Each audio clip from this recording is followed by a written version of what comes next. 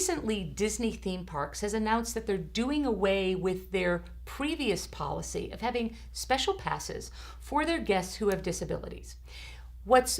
also disturbing is that they report they're doing away with this policy because many people who do not have family members with disabilities have been abusing this pass that has been designed for people who do have disabilities, and that's just so upsetting. Yeah, it all came on the heels of what was a pretty public example of some very wealthy people who hired a tour guide with disabilities for the sole reason to jump to the front of the line, and it became rather public, and there was, rightly so, some public outcry about it. It seems as if in reaction to that, what Disney's proposing is instead of having those passes for individuals with disabilities, they instead would get a fast pass, which is sort of a system where you are told to come back to the ride within a certain window of time. The critics and the people who do have family members with disabilities who are concerned about this would say that that doesn't really solve the problem for many individuals, particularly children with disabilities, who simply can't just come and wait online for only an hour as opposed to an hour and a half,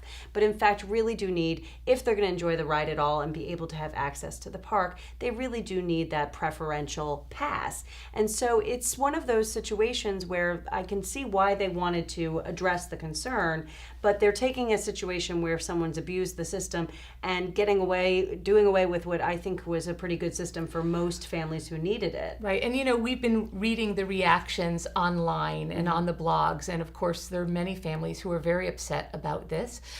And so we would urge you, if it's a concern to you, to be in touch with Disney, let them know what you're thinking. We certainly hope that the Disney theme park organization